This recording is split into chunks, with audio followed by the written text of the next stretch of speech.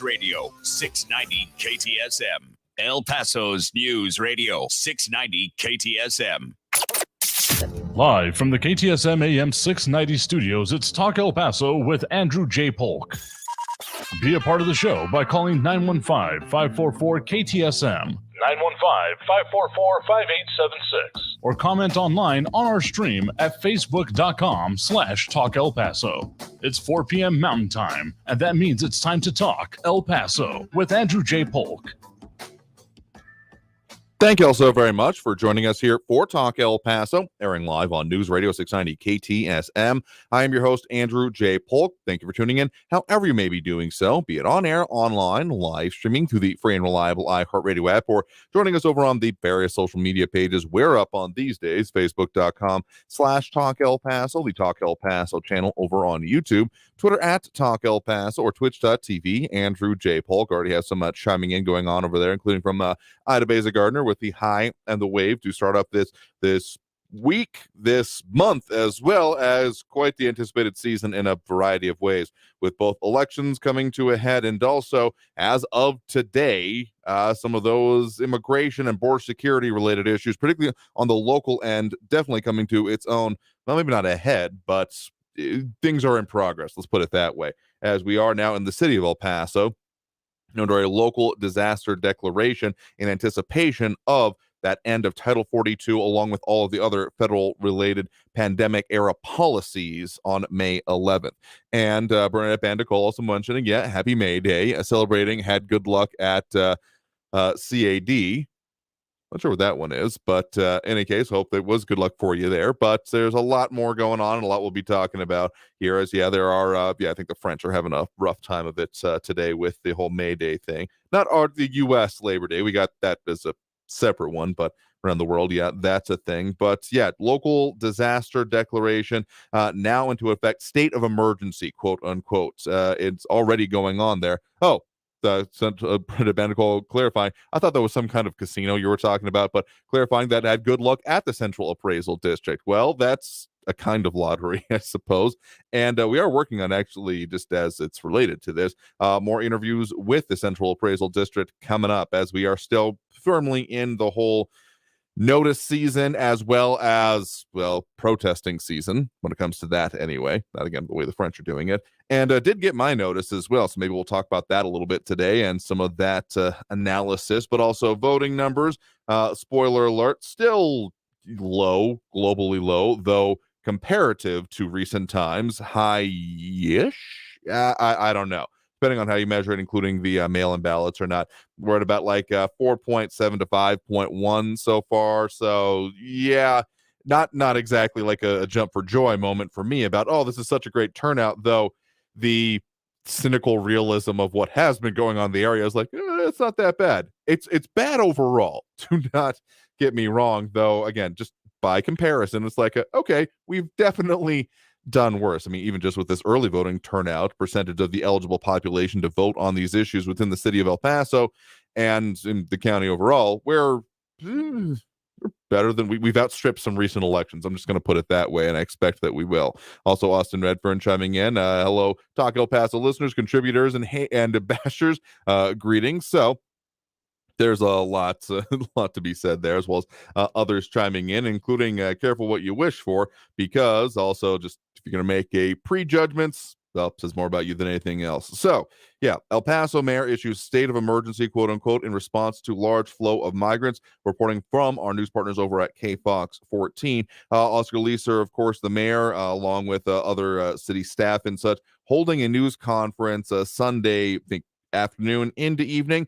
That, it has been being said that he would declare that state of emergency before the end of Title 42, where there is the anticipated, again, the end of Title 42 is very much the pin in all of this, along with all the other pandemic era policies that come along with it. But that's the primary one that is of concern and causing this activation, among other things. Lisa saying, quote, May 1st, I am declaring a state of emergency in our community. The reason we are issuing a state of emergency is to make sure we can stand up and be prepared for a May 11th, May 12th to have public sheltering and public housing. And that will specifically help the city set up a temporary emergency shelters for migrants who have been processed by U.S. Customs and Border Protection. And that is a pretty important note there. Also, Rick Reyes saying that he did vote today. So, yes, you are indeed due that bell. As soon as I can pull it up there. So thank you for going out to vote. You amongst many others who have been doing so. And I'm getting some of y'all's stories, if you've been willing to share it with me, that is, of your voting experience. And so we'll probably be asking some follow-up questions on that, among other things. So getting back to the as much as that, chasing other things going on there. What we got going on when it comes to the city disaster declaration specifically, and also Willie Jenkins chiming in, happy Monday to you as well, is that this had been maybe not totally talked about as an issue, but an increasing concern that we were hearing from those in the people that were receiving the services from the shelters and such there, about the ability and usability of the city shelters specifically.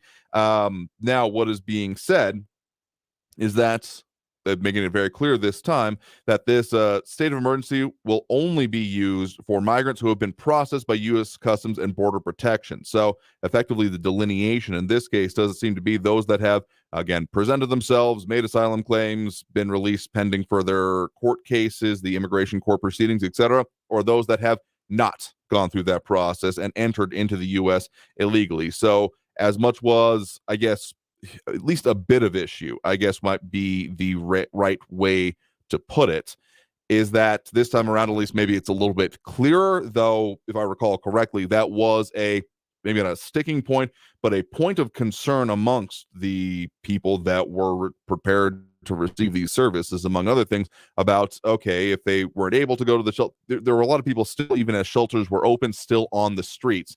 And one of the things that is also going on around with this is that the city of El Paso has said that they are going to, specifically as part of this disaster declaration, not being allowed, quote unquote, urban camping.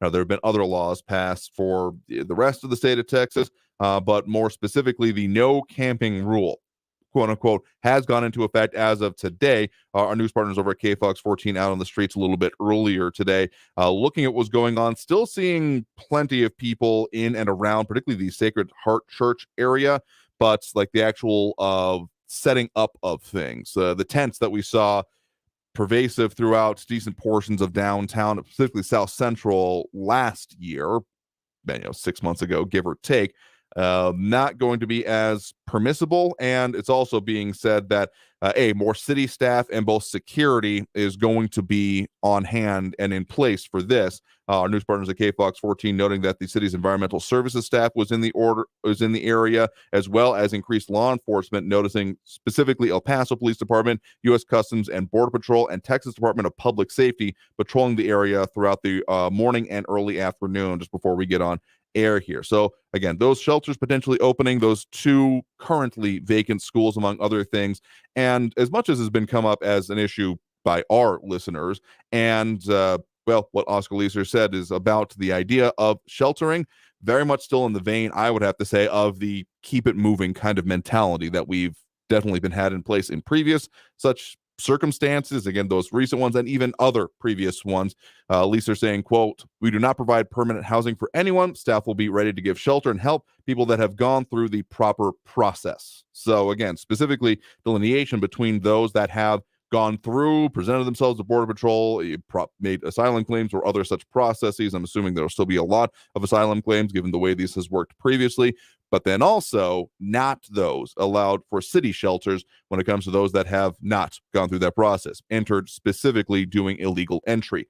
Now, there will be potentially other shelters, the city saying that the Red Cross will specifically be helping those shelters dealing with that part of the population, but basically given the previously been said, given the federal dollars, among other things, that go towards the city's operations or even the counties, that they have to then deal with it in an appropriate way. And we are seeing, at the very least, as of last week, really the last couple of weeks, bit of a spike in the migrant releases being seen in our community, as well as both the encounters and 7-day rolling average. Again, going to, as long as it's up, refer to the elpasotexas.gov/migrant-crisis, the migrant dashboards, and specifically the migrant situational awareness dashboard that is available from the city of El Paso, showing that as of for the last complete calendar week, there were about 2,300 releases within the community overall, as opposed to some of the previous weeks in which there were it was approaching that level about last month, for instance, beginning of last month, or a little bit beforehand, actually. I think like end of March, technically, we're at about like 1,200, and it's been pretty much at that level for a while now, ever since the significant drawdown that was seen right after the previous Title 42 incident, set of circumstances, expectations, better way to put it, I do think. And so we had been seeing some spikes, some responses, and where we sit as of right now, again, according to that same reporting, is that the CBP encounter 7-day rolling average at about 1,400 right now, with those in custody, the 7-day rolling average about 3,500. So we are, again, already seeing some potentially rising numbers, whether 2 points make a trend or not, up to you, but very much, again, still anticipated towards the end of Title 42. Again, May 11th, that anticipated date, though we're already seeing crossings, other things like that. I've heard, again, from people, I do believe I mentioned this last week, of there being some of the fencing, the gates, particularly down towards the, let's call it towards the Zaragoza Bridge area, where there are the functional gates that Border Patrol, CBP, etc. use, primarily Border Patrol, to get into the levee areas along the serious border fence that is around down near the border highway, and that some of those have with like presences there as well, not just opened and abandoned, but opened and some groups being brought through to initially be processed, those kind of things, as I guess essentially a pressure relief valve. And CBP also putting out some more information on some of the plans, some of the things that are being prepared for, in any case. So we'll talk more about that as we get a little bit further into the show. I already do for that first break of this hour right now. And yeah, talking a little bit more about what the Border Patrol chief is for our area is specifically anticipating, as well as a whole lot more. So let's go ahead and take that break. Again, you are tuned in to Talk El Paso, airing live on News Radio 690 KTSM. I am your host, Andrew J. Polk.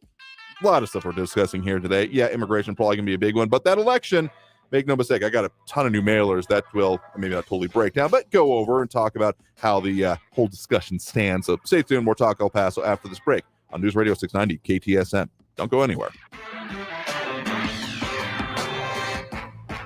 Traffic all day. News Radio 690. I-10 westbound still slow from an earlier crash. Sunland Park up to Trans Mountain is a 13-minute delay on the 10 westbound. Southbound Dyer at Diana, there's an injury accident with El Paso Fire on the scene. An injury crash at the intersection in North Carolina and Giles. And heavy congestion and causing a lot of delays. I-10 westbound at the port of entry right now. Carrie Edwards, El Paso traffic. How could $1,000 change your life? I could buy eggs. Then listen for inflation compensation. Your chance to win $1,000 to combat high prices. Honey, we're going to have eggs. Yes! It's excellent. Be listening for your chance to win $1,000 with inflation compensation. Listen for your chance to win $1,000 every hour, 9 through 5 p. with the inflation compensation on News Radio 690 AM. Brought to you by Charlie Clark Nissan and Charlie Clark Infinity of El Paso. Orale! This report is sponsored by the Tudor Dixon Podcast. Coming up on the next episode of the Tudor Dixon Podcast, Trent Talbot left a career in medicine to create a book publishing company that encourages children to place God, country, and family ahead of themselves. New episodes every Monday, Wednesday, and Friday on the iHeartRadio app, Apple Podcasts, or wherever you get your podcasts. Prescriptions require an online consultation with a healthcare provider who will determine if appropriate. Restrictions apply. See website for details and important safety information. Subscription required. Price varies based on product and subscription plan. Hey guys, did you know there's a generic form of Viagra that works just the same, but is 95% cheaper? And you can get it online? Just go to 4hims.com/radio. Through Hims, you'll get a free medical consultation, discreet shipping if prescribed, a 100% online process, and trusted generic alternatives to the name brands at up to 95% off. That's right, get generic for Viagra, the same active ingredient as brand name Viagra, but for 95% less. It's the same medication, still prescribed by a licensed medical provider, but with zero copay, no expensive appointments, and no awkward face-to-face conversations. To start your free online visit, you need to go to this exclusive address, 4hims.com/radio. That's 4hims.com/radio for your free online visit. FORHIMS.com/RADIO. The podcast, Silenced, The Radio Murders, explores the unsolved homicides of 3 disc jockeys in Miami's Little Haiti neighborhood. It's an investigation that exposes corruption and drug trafficking, painting a portrait of Miami as a forward operating base for the CIA. They were using their newfound freedom and the radio airwaves to ignite a revolution. That's when the killing started. Listen to Silenced, the Radio Murders on the iHeartRadio app or wherever you get your podcasts. There are more identity threats than you realize. Even if you monitor your credit, only a little personal info needs to leak out, like your social security number or password. Or you could become a victim. LifeLock alerts you to threats you could miss. If your identity is stolen, a dedicated U.S.-based restoration specialist will work to fix it. No one can prevent all identity theft or monitor all transactions, but everyone can save up to 25% off their first year with promo code NEWS. Go to lifelock.com. News Radio 690 KTSM. Live from the KTSM AM 690 studios, it's Talk El Paso with Andrew J. Polk. To be a part of the show, follow on Facebook at facebook.com/Talk El Paso. Now here's your host, Andrew J. Polk.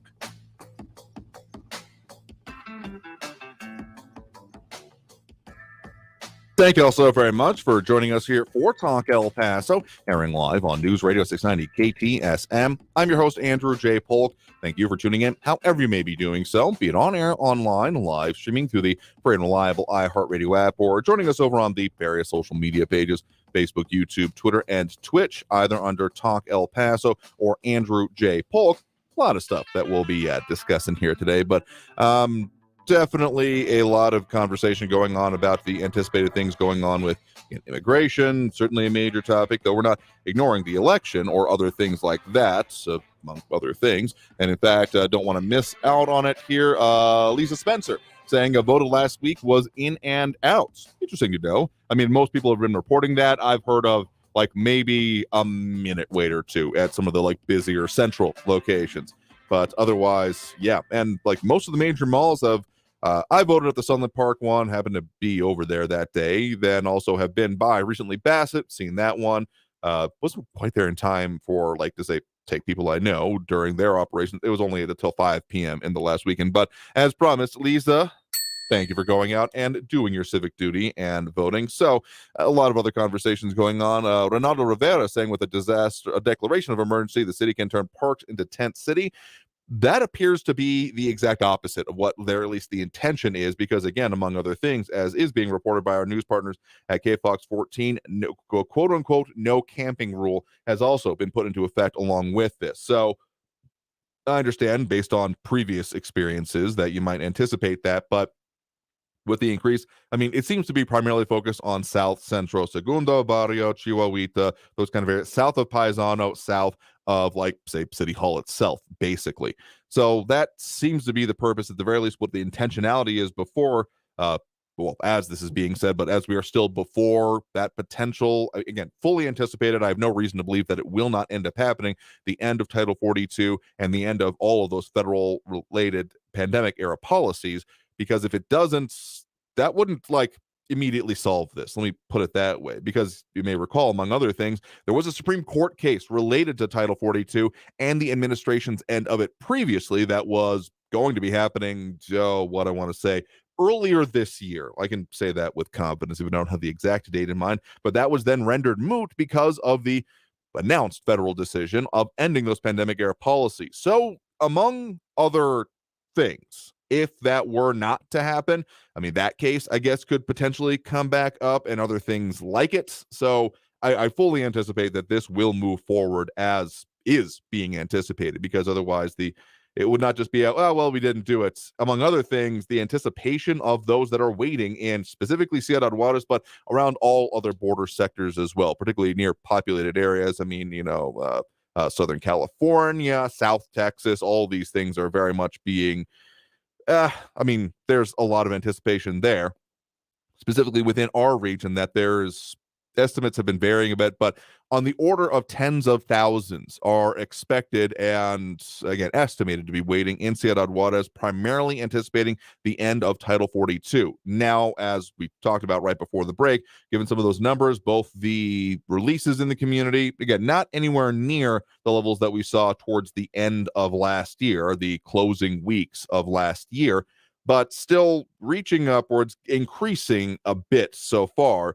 And so, again, still not anywhere near those previous levels, though we have been approaching it. I think that's the fairest way I can put it, with, the high water mark that we saw of, like, the encounters 7-day rolling average of about 2,200 per day at, again, the second to third last week of last year, and we're about 1,400 so far. So let's call it not quite half as much, a little bit over half as much, and the same thing with those in custody. 7-day rolling average reaching about 5,000 at its peak, and we're about 3,500 right now. Again, according to, and look for this data yourself, elpasotexas.gov/migrant-crisis is again, one of the better resources. There's a whole lot of ways this ends up getting broken down, but for consistency's sake, at least, we're going to keep referring to that one as it's what we've talked about and compared to previously. So a few other things coming into place, including what the, I guess, newish would be maybe the best way to refer to him, Border Patrol El Paso Sector Chief Scott Good, I mean, as El Paso Matters noted, who did take over this sector as of last month. And there is Title 8. Even as Title 42 goes away, this is not a there is nothing left kind of thing. Just that one, I would say, most used policy over the last, since 2020, give or take, probably, has been, even up till recent days, even has the use of it has been waning a bit. It's been, rough estimation on my part, use about half of cases when it comes to removals, and the remainder of them going under Title 8 when removal is indeed being sought. And of course, it does have, asylum provisions under it, as well as, criminal immigration prosecution. So it's a more complicated law, let's just put it that way, or policy put into place. Again, Title 8 as Title 42, I hesitate to call it definitely not a law and barely even policy, because it's a one-line executable. If entering country, remove. Simple as, even for those maybe even potentially seeking asylum proceedings, those kind of things. So, I mean, there's also been a couple other administration efforts going on right now. There's been basically since the end of last year, the refocusing on the CBP One app of trying to basically better manage the processing, avoid runs or floods of people into any one particular area or sector, which we have seen at previous times, but also the idea of those doing not even just like third country processing, but opening up specific processing centers in Central and South America, though that last part will certainly take time, and there's been noted issues with the CBP One app, mostly in accessibility, availability, the ways it takes to get to it. So by no means immediately perfect solutions, though I'm certainly of the mind that perfect should not be the enemy of good, but whether it's good enough is another question entirely. So El Paso Matters has a detailed interview with, again, the El Paso Border Patrol Sector Chief, and what he says in there, quote, "The good news is we have a plan. There's a plan in place, and we've already started working on that plan. If you look back to what we had a year ago, we've dramatically increased our capability here. We've just had a central processing center, and now we have a soft-sided facility that's just as big. It's a 20-acre site. In June, we're also going to get another soft-sided facility right next to that. So far as a capacity to detain migrants, that's increased." And then, going from Title 42, we go back to Title 8, and quote from him specifically. So when it comes to Title 8, does admit that it'll take more coordinated efforts because it's not an immediate removal policy. It is an expedited one, or can be an expedited one, but it takes more time than Title 42 did. So if you're just trying to deal with the sheer logistics of it, it can end up having some issues. But further mentioned, again, by the El Paso Border Patrol Sector Chief, talking about building up some dedicated prosecution teams from like the U.S. Attorney's Office in West Texas, among other things, and other collaborations with offices that they are trying to work on, though those will also take time. They have met with the mayor, particularly on the issues that we saw at, again, the end of 2022. And really one of the focuses is that neither CBP nor really the city of El Paso is designed to deal with housing of people for long periods of time. Again, previously quote that I gave you a little last segment from the mayor on that is not their focus. So trying to keep things moving. Some of the other organizations involved in this, I do fully expect that, I mean, as much as to who said it earlier, I'm missing it there, but the idea of busing, I think it was John Brazelton mentioning about busing maybe starting up again. I frankly have a full expectation that could very much become the case. Now, whether it's going to be, say, organized by the city as it was last time, that again, over on that migrant crisis dashboard, again, ElPasoTexas.gov, Texas spelled out TEXAS.gov. .migrant-crisis. It does have some of the money and ideas of what was spent on, say, either transportation or busing, etc. And again, that's about, as noted by there, about $1.37 million and still total pending reimbursement, among other things. So I would expect that busing could definitely become a factor again, if only given the sheer amount of people that is a potential under this. So I would say that we have a lot more anticipation on it. We are still, it's just under 2 weeks out that anticipated date. We've already been seeing a ramp up of pressures when it comes to this issue, and I fully expect that will continue, particularly in South Central, specifically Segundo Barrio areas. So that's a lot on the current status of the situation when it comes to immigration, border security, and what is going on with some of the local policies, as well as, well, the changes in the federal, along with other federal efforts going on with this. I mean, Texas DPS is also certainly a part of this conversation. Make no mistake. We brought that up briefly on Friday as our news partners at KFOX 14 got to get a better look at what they're doing when it comes to aviation and aerial efforts in order to monitor, contain, control those kind of things. So I am positive that will also be a part of it, though not as much a focus of these current state of efforts, but with the disaster declaration, state of emergency, however the right way to put it is for this circumstance, probably will be even more of a focus on that going forward. So let's go ahead and take that next break right now. Coming out of this break, we got more to talk about, including what's going on with the elections, the turnout so far, and those issues. Got some more of those mailers that have come into me anyway. So trying to break some of that down as the continued conversation on Prop K, among other things, goes on. So stay tuned. More Talk El Paso after this break. Getting closer to those phone calls. But in any case, stay tuned. More Talk El Paso after this break on News Radio 690 KTSM. Stay tuned.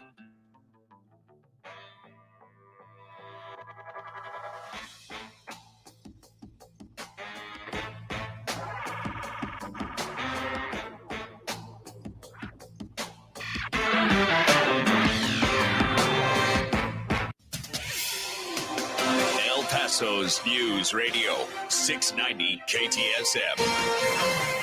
Hello, everyone. This is Robert Olguin with your KFOX 14 News Update. A state of emergency went into effect in El Paso today in response to the large amounts of migrants who are sleeping on downtown streets. At a news conference on Sunday, city officials said they would start enforcing a no camping ordinance, but today, migrants were still seen camped around the perimeter of Sacred Heart Church in South Central El Paso. The city says it will open migrant shelters, but only for migrants who have been processed and released by the federal government. Many of the migrants who are on the streets say they have entered the country illegally and are undocumented. The city says that the Red Cross will help local shelters that provide services to the undocumented. A woman from Hobbs, New Mexico was sentenced to prison today for abandoning her newborn baby by putting the child into a trash container in near freezing temperatures in 2022. Alexis Avila was found guilty of child abuse resulting in great bodily harm. The child survived, but Avila will serve 16 years in prison. This has been your KFOX 14 News Update. I'm Robert Olguin. News Radio 690. Traffic all day. Lots of delays getting into the Upper Valley this afternoon. Our radar shows I-10 westbound is slow with 40-minute delays between Sunland Park up to Trans Mountain. Northbound Mesa Street is slowing down from the downtown exits up to the 10 Desert Boulevard, 7-minute delays. Montana eastbound McRae out to Desert Meadows in the East Valley, 12-minute delays. A stalled vehicle I-10 westbound at Sumac is blocking the right shoulder. Kerry Edwards, El Paso traffic. From the CBS 4 Warren Weather Center, I'm Chief Meteorologist Brad Montgomery. It's going to be another hot one for today. We'll see a high around 90 degrees for this afternoon. Also about a 10% chance of a gusty shower as we go through the afternoon and the evening hours. High around 90. So again, you want that AC running for the afternoon. Lows tonight dropping down into the 60s. Not quite as hot. We're looking at mid to upper 80s for your Tuesday with a 10% chance of a storm. From the CBS 4 Warren Weather Center, I'm Chief Meteorologist Brad Montgomery. This report is sponsored by Blindster.com. Hi, I'm Kyle at Blindster.com. Since 2010, Blindster has sold millions of custom blinds, shades, and shutters to satisfied customers across the country with 20,000 five-star reviews and an A+ rating from the Better Business Bureau. Custom blinds at low prices and free shipping. Blindster.com. I studied Spanish in college and never got fluent. But then I tried Babbel. Want the most effective way to learn another language? In just 15 minutes a day, Babbel's bite-sized lessons will have you learning another language in as little as 3 weeks. Babbel is all conversation-based, so it gets you speaking quickly about things you actually talk about in the real world. You'll really see a difference in how you can speak and how conversational you can be in just a few weeks. Babbel isn't just lessons. You can listen to podcasts, play games, watch videos. You can even take live online classes with a language teacher. There are so many ways to learn with Babbel. The lessons online and in the app make it easy to learn from pretty much anywhere. University studies have shown that using Babbel for 15 hours is equivalent to a semester of college Spanish. If you want to learn a new language, there's no better way than Babbel. Go to Babbel.com to try for free. That's Babbel.com. Babbel.com. For the local issues and discussion you won't get anywhere else, turn to Talk El Paso, weekdays at 4 right here on News Radio 690 KTSM, brought to you in part by the El Paso Community Foundation. Sound off on what matters to you, Monday through Friday, 4 to 6 p.m., and let's talk El Paso. Are you tired of your kids being indoctrinated in school? I'll talk to a mom who's doing something about it. Listen to The Truth with Lisa Booth every Monday and Thursday, but you can listen throughout the week on the iHeartRadio app, Spotify, Apple Podcast, or wherever you find your podcasts. This report is sponsored by the Truth with Lisa Booth podcast. News Radio 690 KTSM El Paso. Live from the KTSM AM 690 studios, it's Talk El Paso with Andrew J. Polk. To be a part of the show, call 915-544-KTSM or follow on Facebook at facebook.com/Talk El Paso. Now here's your host, Andrew J. Polk.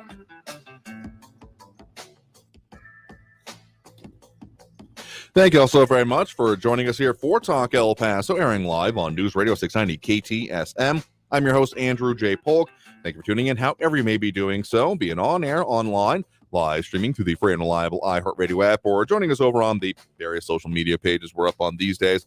Facebook.com/Talk El Paso, more or less the main one, but also on other pages, Facebook, YouTube, Twitter, and Twitch, either under Talk El Paso or Andrew J. Polk. And I'm definitely getting a lot of mailers on the election. I got, in my particular area, basically Franklin area for shorthand, we got 4 candidates on the ballot, and I've gotten mailers from most of them, but I don't think I've gotten it from one of them, but I'm not trying to call anyone out here, but I think I've seen plenty of signage from that, so that's been one of it. Also, finally started getting, guess maybe they finally heard me on the radio, I don't know, talking about how I've gotten mostly overwhelmingly anti-Prop K mailers to my personal location, either just to myself or my households, and there's, at the very least, it's been an interesting example of how different the focus is on this and the different marketing campaigns on there. So what we're now starting to get, at least again in my location, is, and these are just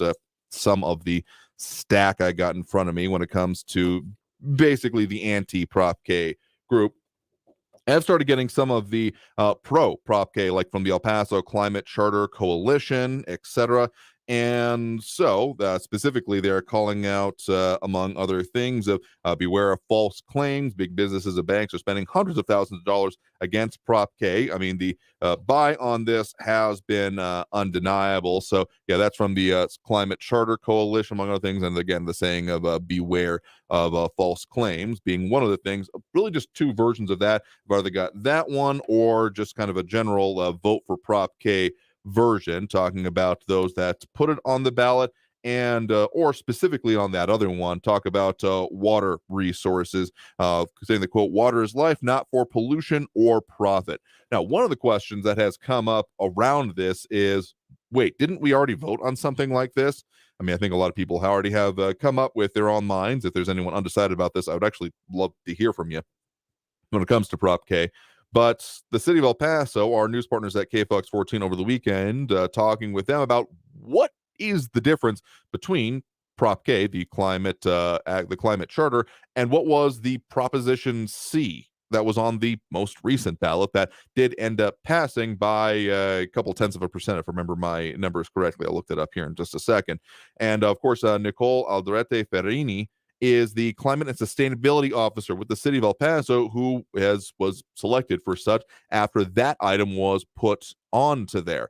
So what we see from that is what she has to say is that it's both a funding size difference. I mean, that was $5 million all told, is kind of a one-time thing with some specific plans, including actually developing of a climate action plan over about the next 18 months, and then coming forward with specific propositions for the city of El Paso, but also the scope and focus of it. Aldrete said specifically, is that, quote, what I can tell you is that the climate action plan is that the purpose is to identify goals that make sense for the community. So whether those goals end up the same or not, I can't tell you. But what I can tell you is that our plan is going to bring in that data and those experts and help us to understand what's right for the community, referencing specifically such actions like, parks, pedestrian walkways, green spaces, and also financial incentives for homeowners who use solar energy, among other things. So that's what's being put out by the city when it comes to what is already a part of the climate, I'm getting my climate action plan. There we go. Again, Prop C from the previous election. So that's some of what's there. So whether or not the goals could be complementary or not is not entirely clear, is what they are saying. I mean, among other things, there is a creation of a climate department and what comes with it. So that's more of a permanent ongoing thing as opposed to a specific grant-funded part of it, among other things. So that's a little bit of clarification. But again, just interesting to see what the conversation and some of the different items I am getting when it comes to Prop K. The 4 prop, I think I've only got them in basically the last week here, give or take. So if there's anything else that's been going on around, I've heard from people that they've seen a pro Prop K sign. Again, I've been doing an exhaustive view of it, but I didn't see that personally. Did see someone out planting, want to say it was near the Wrestler on-ramp to I-10, planting some more anti-Prop K signs. So those efforts are going on in and around and through town. So we'll see what actually happens with it. Again, when it comes to the voting, we're at about 4.7, 5.1, depending on if you count the mail-in ballots or not, in terms of percentage of eligible voters. Again, kind of respectively, either 21,000 or 23,000 outvoting so far, which I guess notably, again, particularly quoting what it was that the pro Prop K people put it as, about over 20,000 voters. El Paso voters put Prop K on the ballot, that we're about reaching that level of output so far when it comes to those that have gone to the polls. So as much as there was some conversation about the possible potential of this being a low voter turnout, I think we have pretty handily outstripped some of those previous off-year elections, because, those weren't good. And in fact, it was, I think, 6 years ago as of this weekend that we, as one of the earlier incarnations of this particular program, Talk El Paso, held our mayoral forum not too far across the street from our offices here at Hope and Anchor. Interesting venue. It was a good time. I appreciated that. When we had the majority of the field come out, I think like 5 of the 8 actually ended up attending that and coming out in person.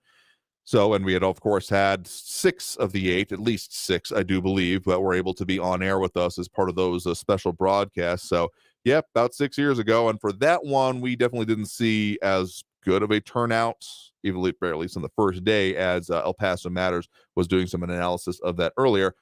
So, okay, maybe I'm cautiously optimistic that we will see a decent voter turnout, if only because of the amount of mail that you have. Like, if you're at all an active registered voter in El Paso, you have very likely gotten quite a lot of stuff in the mail, as I have. And again, only some of that even coming in recently. Probably reach a fever pitch this week because, of course, Election Day itself is on Saturday. Early voting will be on through either Thursday or Friday. Let me double check on that so I'm not lying to anyone. Going on through actually only tomorrow, Tuesday. So make sure that you've got your plan to go out and get your vote in. And just as a personal note, would heartily recommend that you vote early, just because it ends up being pretty simple. Like most people reporting that they don't have much of a wait. So if you got the time, you got the availability, as they are open, I do believe, through Monday and Tuesday through 7 p.m. And again, epcountyvotes.com is your location to figure out all of that.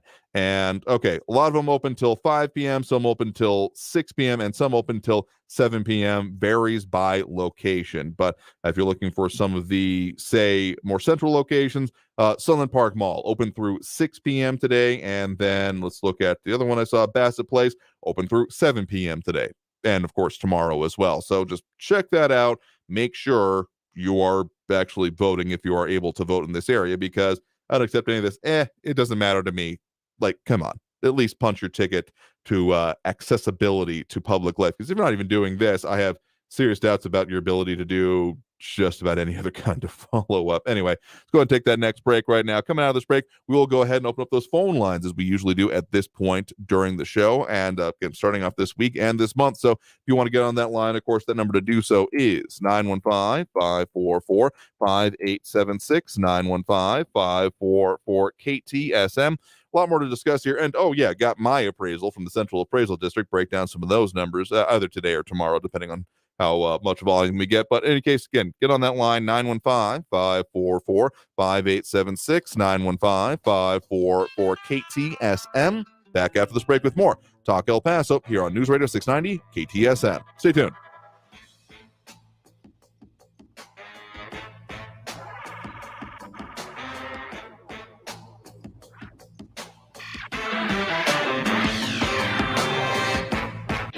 Traffic all day.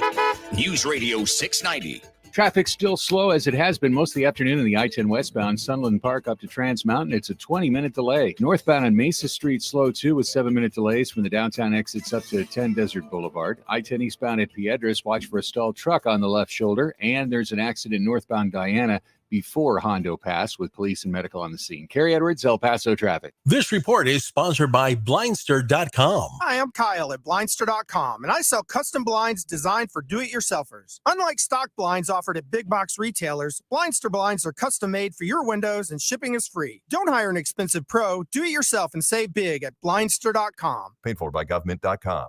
Did you hear? A recent stash of $5 gold Liberty coins from the 1800s has been found. These gorgeous gold coins are as bright and shiny as the day they were struck in the late 1800s, and less than 100 of these gold coins are available. Coin experts are calling this gold find an incredible opportunity. Call 1-800-888-7618, and you're guaranteed a $5 gold Liberty coin minted by the U.S. Mint in the 1800s. But with extremely limited availability, you must call now. These gold Liberty coins from the 1800s are still in uncirculated condition. That's history you can hold in your hand.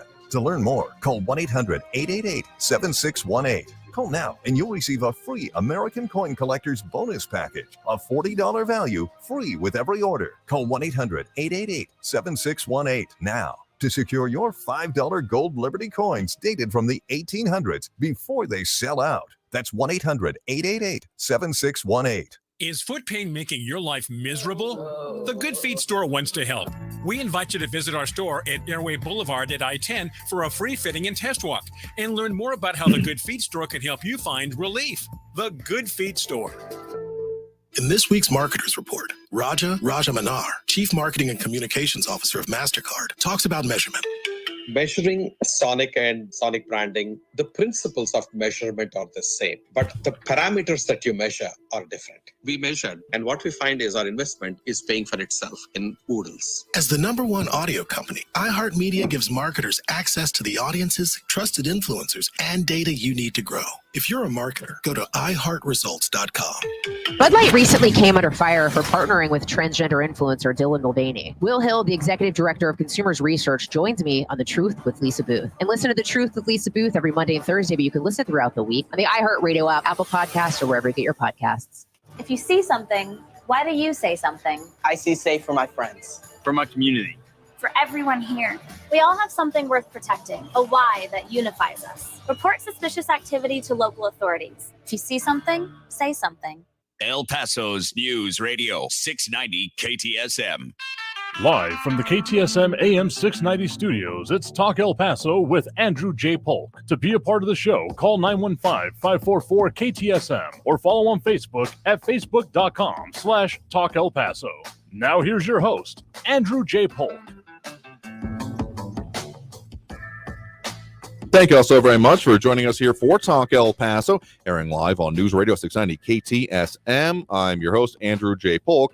Thank you for tuning in, however you may be doing so, be it on air, online, live streaming through the free and reliable iHeartRadio app. A lot of ways to interact with the show, either over on our social media, Facebook, YouTube, Twitter, and Twitch, either under Talk El Paso or Andrew J. Polk, or over on our various social media channels that are there, or the phone line, I guess what I'm getting at, 915-544-5876-544-KTSM.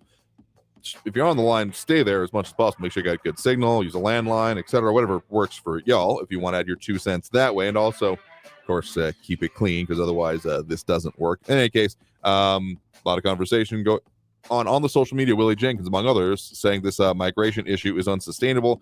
I mean, yeah, I don't think there's anyone out there, or at least not reasonably so, that is thinking like, oh yeah, this is totally the way this should be working, because yeah, the anticipation, disaster declarations. I don't think anyone is particularly happy, again, reasonably particularly happy about the way this is progressing, that even those that are, proponents of immigration would be saying that, yeah, this isn't the way this should be working. Of course, those that are opposed to it, vocally unhappy about that in other ways. So, I mean, yeah, unsustainable, I think, is a pretty flat way to put it, as seeing, like, even if we're just anticipating each one of these incidents on and taking it on its own, much less as a potential series based on largely policy and not even necessarily like, I mean, there are conditions on the ground that affect it as well, but yeah, unsustainable is a pretty good phrase for it. Though one other, Eric von Holstein-Rathel, I think it was, basically talking about how there are other cities in the country. I remember New York previously, I think Eric referencing specifically Chicago, yes, about the mayors there talking about how busing there is an issue for them. I will say that there is a slight difference, a very important difference really, between what we see here and what they're experiencing there, is that, again, this is a pass-through situation we're seeing in our region. Like, sure, and this is not to trivialize the fact that a lot of time and effort is going to be spent dealing with this in our region, but again, as the mayor of El Paso said, this is very much not a resettlement effort, whereas some of those other big cities, I've even had calls from some of our partner stations and other iHeartRadio stations in Colorado saying, hey, what's going on down there, because we're starting to see things here. Of course, at that point in time, they were on the order of like hundreds, and so kind of it paled in comparison, but also it's a more permanent kind of thing there, or at the very least longer term. That'd be a better way to put it, if not full resettlement. Anyway, let's get to those phone lines now. Again, if you want to get on that line at your 2 cents, that number to call is 915-544-5876-544-KTSM. I do believe we still have on the line there Raul in the Northeast with us right now. Raul, thanks for joining us. Well, yeah, it seems like a lot of money is being put behind these efforts for Proposition K, one way or the other. So maybe we ought to, a suggestion to rename El Paso Electric to Plutocrat Monopoly Energy Company. That's what it is, right? I mean, we ought to be truthful. It serves El Paso, but El Pasoans are the ones who pay for this business. It really, in an ideal world, we would own them, okay? They make a good return on their money. The city doesn't make money for the most part. I mean, it just collects taxes and spends money. We got to get into making some money. We could make money from garbage. We could make money from other things if we were allowed to. But see, in this system, you're not allowed to do that. Only the capitalists can make money. Now, the public sector gets to tax the capitalists, but they can't make money directly. That would be a no-no. So we can't go into things that really would make sense to do on. By the way, the electric utility is not the only one. There's other businesses that make sense to just have one, okay? Mm-hmm. Like the insurance business, like the health insurance business. If there was just one group, all taxpayers, all Americans, the cost to any one individual would be really, really low. It's called the law of large numbers. And you could do the same thing, by the way, with banks. Not all banking, not commercial banking, but just regular everyday, deposits and spending that people do at banks, because the banks, what they got themselves some guarantees from the government because of the times that they've gone broke in the past. Sure. And so the government had to bail them out because they didn't regulate them sufficiently. They didn't supervise them sufficiently. And they let them write the laws because, politicians get the money from the bankers, from the banksters is what I like to call them. And so they periodically crash themselves, and they got to be bailed out. FDR said if you wanted safe money, just buy treasuries. Buy government bonds. But now we got to be fearful of that because the Republicans might not pay the debt. See, now Trump added 25% of the debt that's there was added during Trump's years, and they increased the debt limit 3 times under Trump. The Republicans are fake fiscal conservatives. I mean, they only care about the debt when the Democrats in the White House. Otherwise, they don't care. Dick Cheney said deficits don't matter. So it's all a game. And you know who gets game? The American consumer, the American citizen. They get gain from their government and they get gain from the capitalist system. That if you let them have their way, they'd be still slaves. They want child labor now, some of them. Now, not all capitalists are bad. Most capitalists are just little businessmen. I'm talking about the big ones. The energy ones that polluted the planet, the big pharma that has the government, politicians in their hands, and a system where you all day long you see these commercials about, do you have this? If you have this, you better go tell your doctor that you want this pill. So that's for how medicine is being driven. Guess who pays for all those commercials? And the doctors, unfortunately for them, they're so busy practicing, and a lot of them don't want to do, by the way, primary medicine. We got a shortage there. Sure. In an ideal world, the taxpayer would pay for anybody who has the capacity and the drive to become a doctor. And then you owe the taxpayer, an amount of time equal to the time it takes you to go get through medical school. Then you can go in private practice it yourself. And if you can pay it off faster, fine. But we need to have more doctors. We need to have more teachers. We need to have more nurses. But no, what we got is a few really rich guys that own, half of all the wealth in the country and half of all the politicians. This country is really in a sad fix. I feel sorry for the kids of today and for the parents that have to fear for their kids' safety in school because we got to have guns. Everybody's got to have guns. The more guns, the better. The more guns, the more safer we are. And look at where that's gotten us. Touched on a lot of stuff there. Just a couple points I want to make as we got to take that break right now is that, basically with the healthcare system, you're describing, if not necessarily the actual operations, basically the way it ends up working with like the National Healthcare Service in Great Britain, where, the NHS pays for most basic things, but then there is another level of private pay. And I've had some people I've known that have either lived there, worked there, had to go in hospital for a time there, talk about how that ends up working. So we can talk a little bit more about that coming out of it. But then also on the idea of single payer, basically what you're talking about when it comes to the providing of the only one government insurance. Tell you what, talk a little bit more about that coming out of this next break. We got to take that break right now. So appreciate the point in the call as we revolved around some local issues, I guess. But again, for what it's worth, let's go ahead and take that break. And coming out of this, we'll get more of those phone calls on the line there. Again, if you want to add your 2 cents, get on the line yourself. That number to do so is, of course, 915-544-5876, 915-544-KTSM. Back after this break with more Talk El Paso on News Radio 690 KTSM. Stay tuned.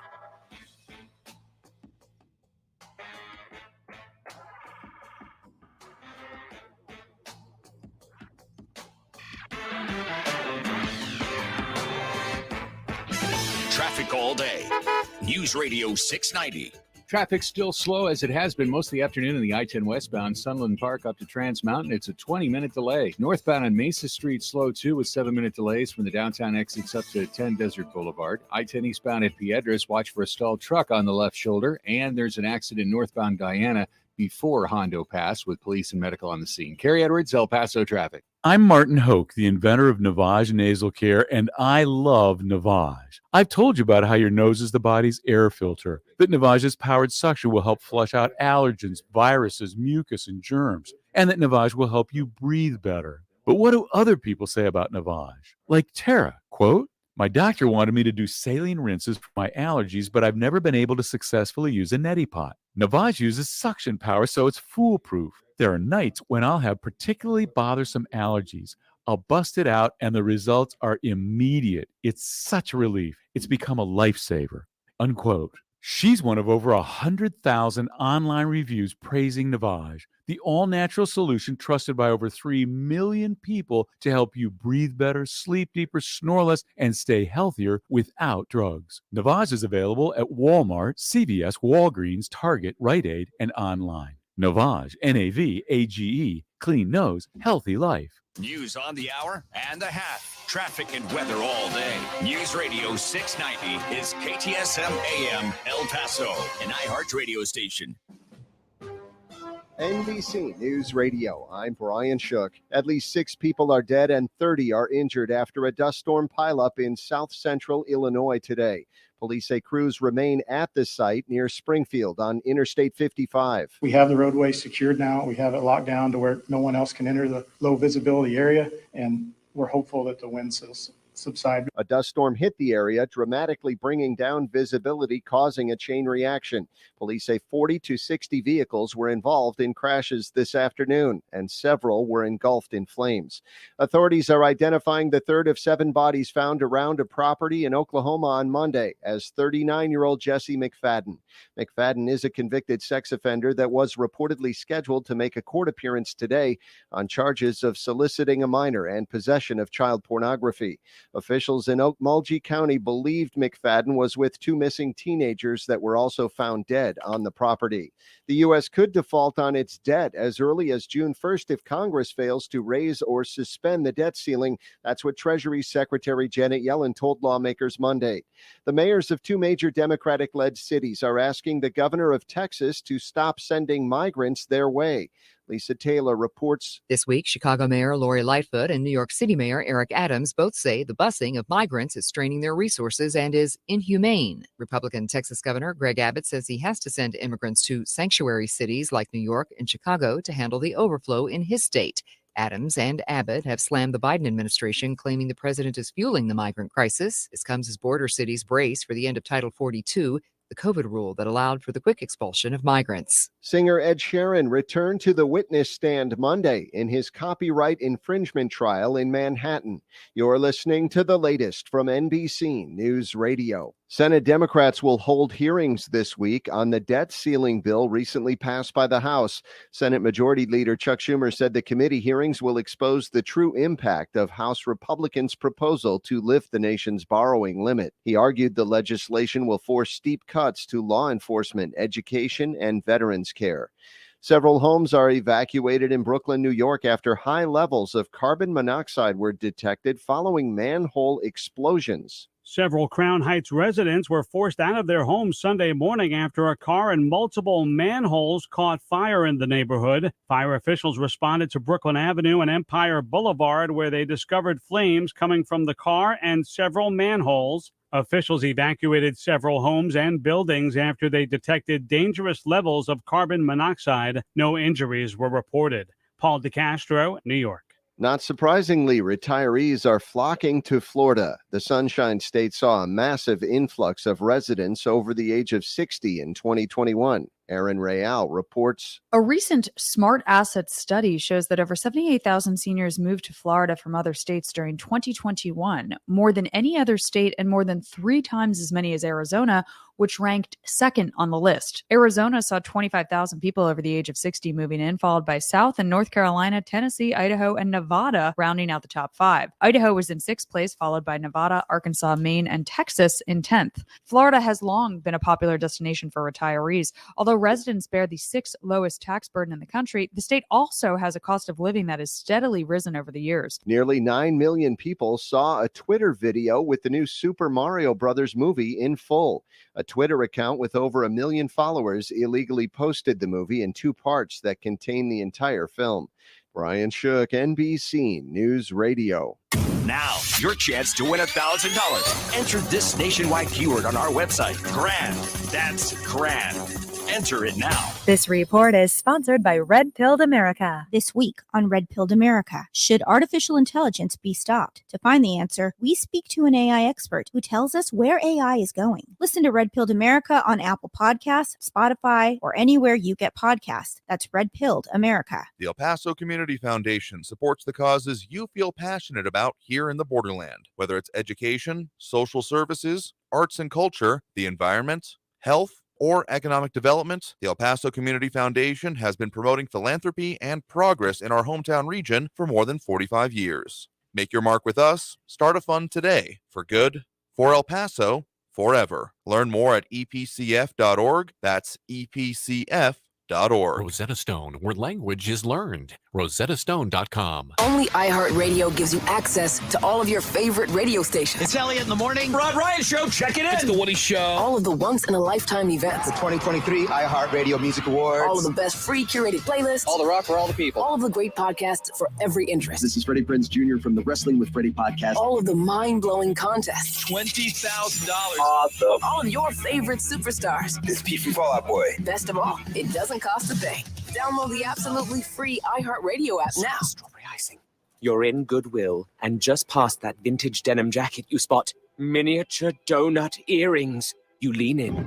Ah, that's the scent of shopping success. Because at Goodwill, every item you buy funds local job training and more.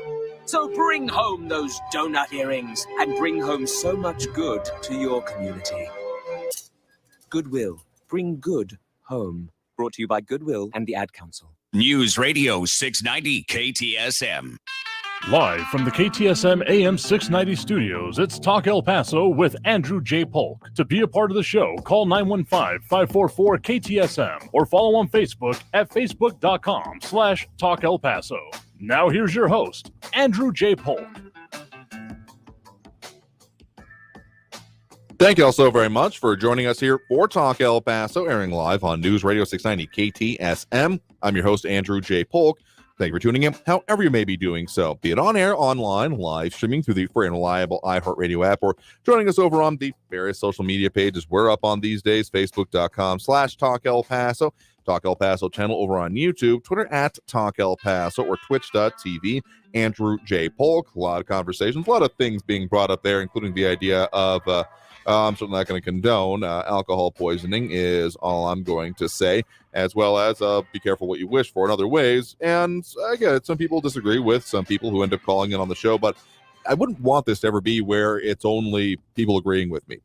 Agreeing with me is absolutely not a requirement. In fact, I want to get into those points of where people differ, where you have different ideas, and sometimes that may go to extremes. But in any case, I mean, we're here to discuss things, and expecting everyone to just chime in and be like, yep, I agree. Hey, that's just a boring show, I got to be honest with you. But also, this is not a pulpit. I am not a preacher, and I'm not here to preach the gospel truth, but rather talk about, hey, these are some important things going on in our region. Let's talk about them, as also is helpfully identified by y'all and what this you are interested in, what you got going on in your own life. So to that end and to that note, let's go ahead and get back to those phone lines now. Again, keep that number handy, full up at the moment, but that number to call is 915-544-5876, 544-KTSM. A lot of different conversations. Oh, Sean Gardner, also don't want to miss that one, saying I voted, and so as is, of course, what we do here. Thank you very much for going out to vote. You get that celebratory ding.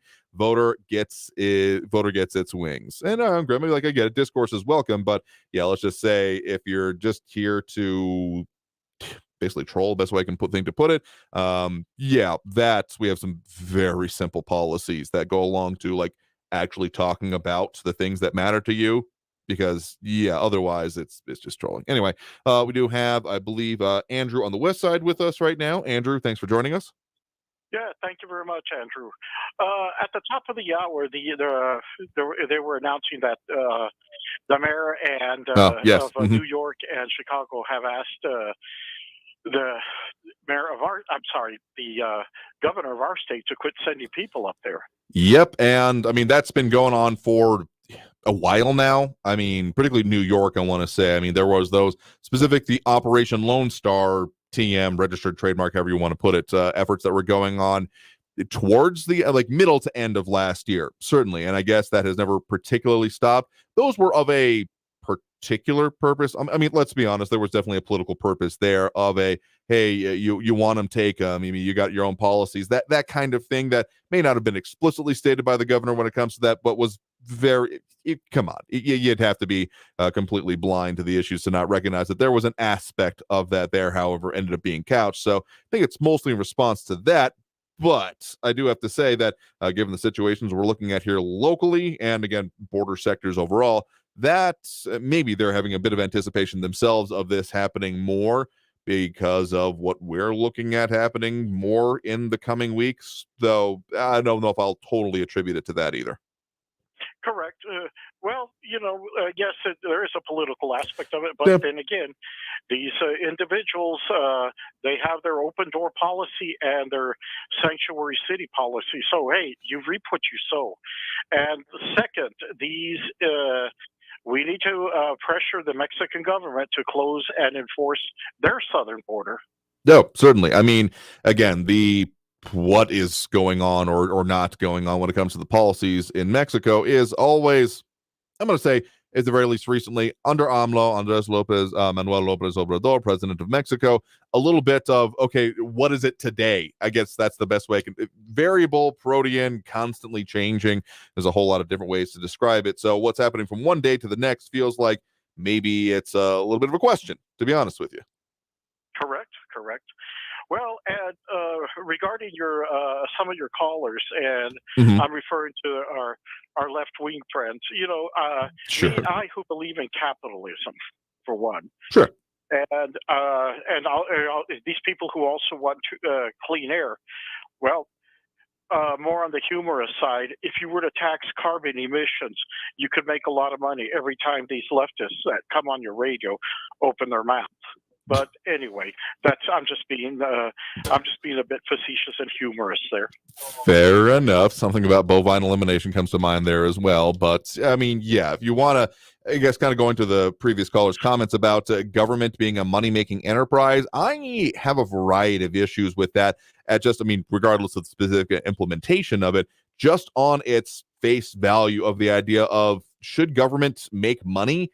And simple answer is outside of very specific circumstances. I'm thinking about like Alaska and its sovereign wealth fund that it has set up to not be coming from, say, specific revenues. I mean, there are basic operations of like, the oil and gas industry up there that have created to it, but it's now kind of the self-sustaining fund with inputs, among other things. They want to encourage people to move to Alaska, et cetera, et cetera. But that's kind of an outlier. And anytime it's like, we'll make money on this, I kind of look at that a little bit sideways and thinking, but okay, if they're making money, why is that the case? What else? I mean, there's opportunity costs. There's are things being, not enough being spent on certain things, too much being spent on other. It just raises way more questions than answers for me, I gotta say. Correct. Well, if AOC had her way, we would all be paying a lot more for our Whataburgers and our Burger Kings. Matter of fact, if they had their way, they'd be taxed out of existence. But hey, we may be headed at that doorstep sooner or later. I mean, yeah, there's, what is it, New York, they did have, and this is just New York State itself, I believe, their state legislators did that, where it was or maybe it was just New York City, now that I'm thinking about it more correctly, perhaps, like the tax on specifically like sodas and doing that, which, okay, I'll admit, to a level, I kind of get the end purpose is that, obesity, diabetes, these kind of things end up costing public health systems a lot more money. Now, the idea of that being the right way to go about it, basically saying as, we'll just make it that much more difficult for you as the individual to make the choice, and therefore it being you get less choices effectively, that is one that I'm always going to have a lot of difficulty with outside of incredibly specific circumstances. I mean, like, yeah, we're talking about tainted versus untainted beef. Sure, let's say that I am in favor of that, not the tainted option not even being available. When it comes to the idea of just for basic decisions on how you live your life, that having more impacts on it, I find myself disagreeing with that more often than not. Correct. Oh, and one other thing on Proposition K. Yeah, I've got some text messages about Beto O'Rourke being in support of it.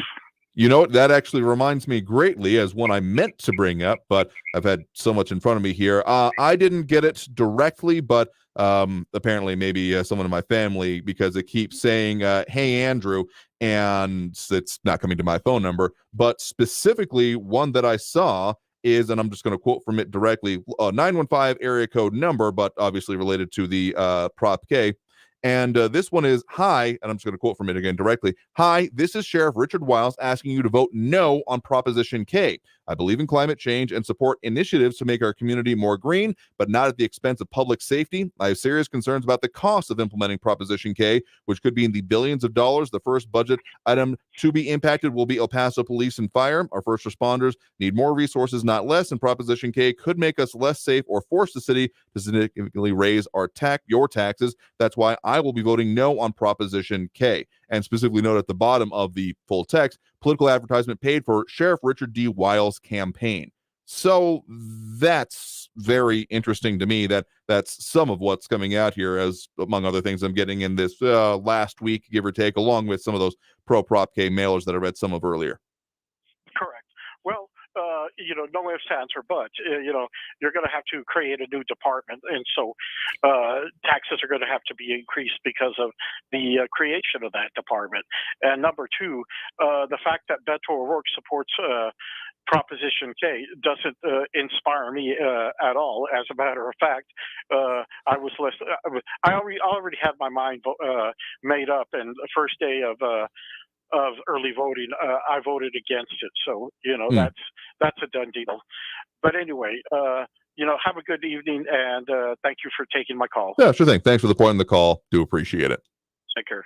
All right. And with that, tell you what, a little bit longer, but I also included some other stuff I wanted to talk about anyway in that call. Let's go ahead and take that break right now, and we'll come back and get to more of the calls on the line. Again, if you want to get on the line yourself, that number to do so is 915-544-5876, 915-544-KTSM. Back after this break with more Talk El Paso here on News Radio 690 KTSM. Stay tuned.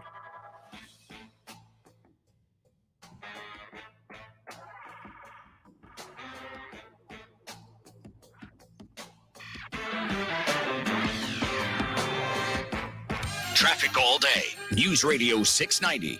A crash on eastbound Trans Mountain after the Summit Pass has the right lane blocked and causing 2-mile delays from mile marker 19 to mile marker 17. Northbound on Mesa Street, 5-minute delays from the downtown exits up to the 10 Desert Boulevard. Eastbound Montana slow with 13-minute delays. McRae out to Zaragoza. And there's an accident eastbound Treywood just past Lomaland Drive. Carrie Edwards, El Paso traffic. How could $1,000 change your life? I could buy eggs. Then listen for inflation compensation, your chance to win $1,000 to combat high prices. Honey, we're going to have eggs. Yes, it's excellent. Be listening for your chance to win $1,000 with inflation compensation.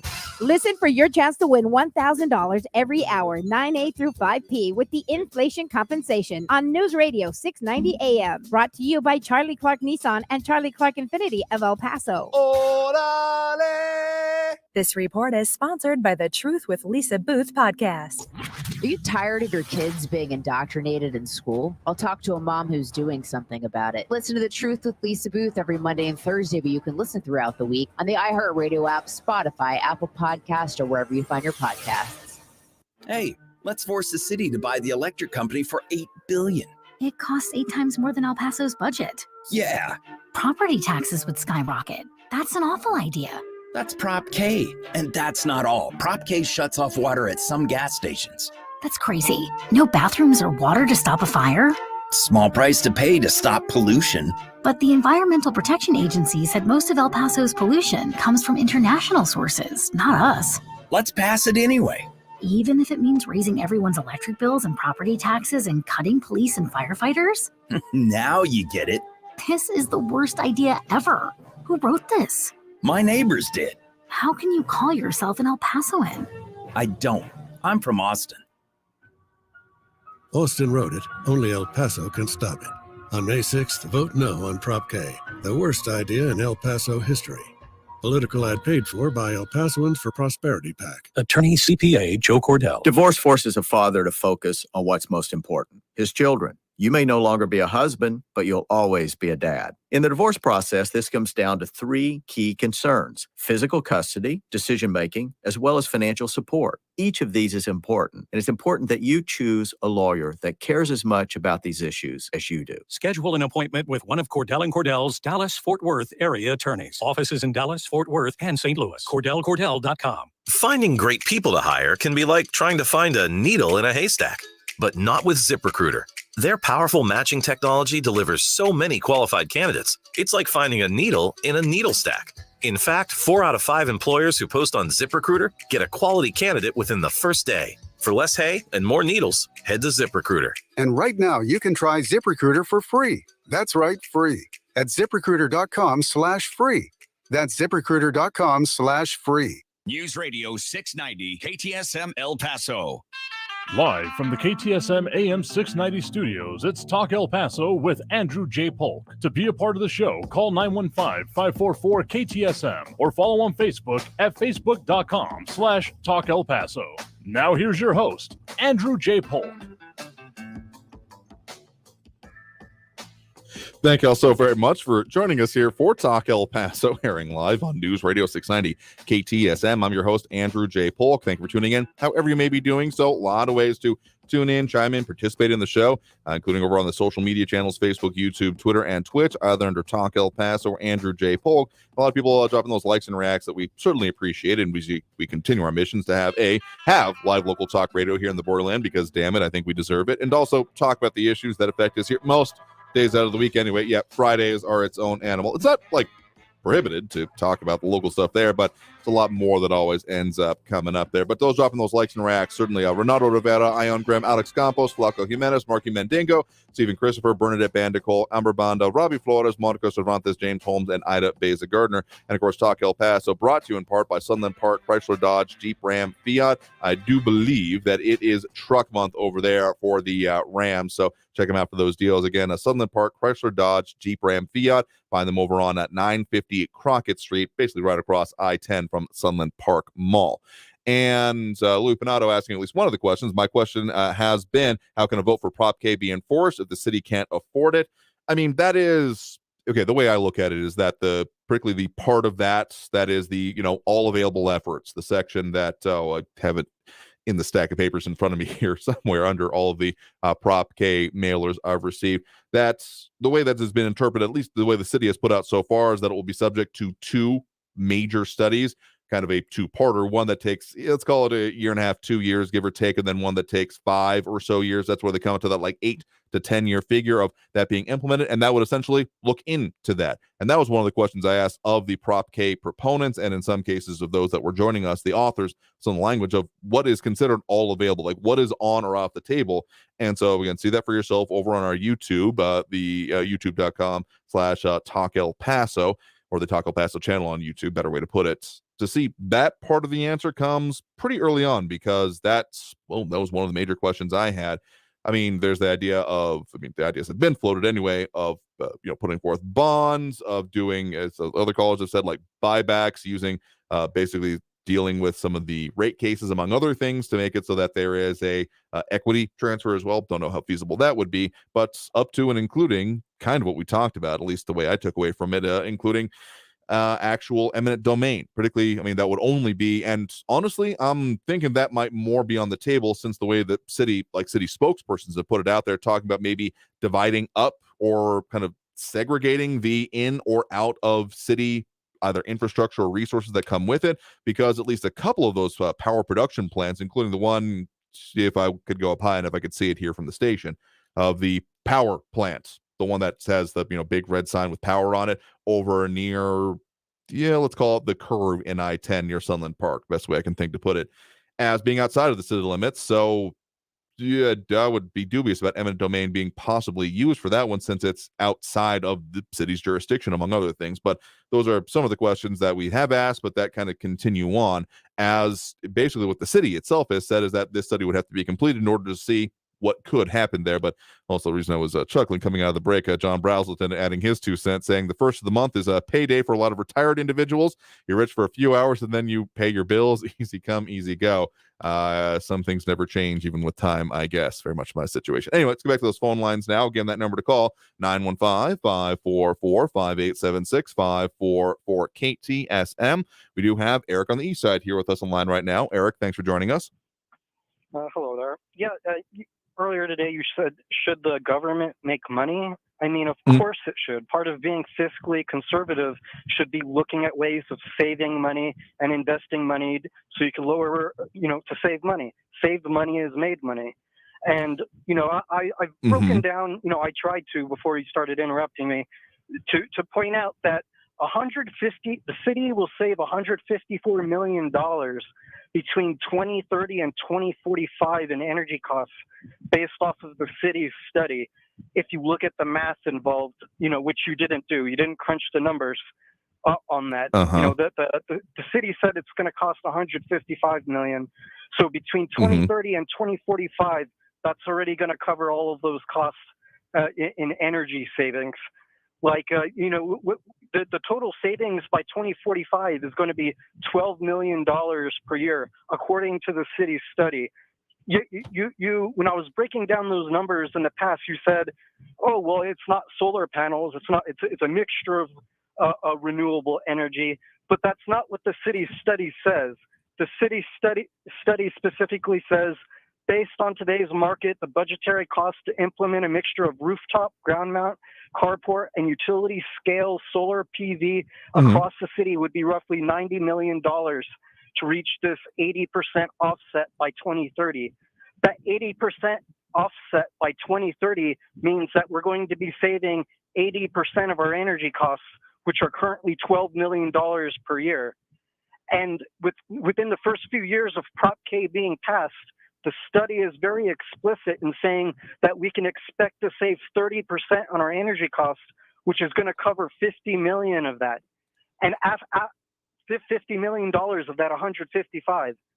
So when we save 30% of our energy, that's going to reduce let's see, 80.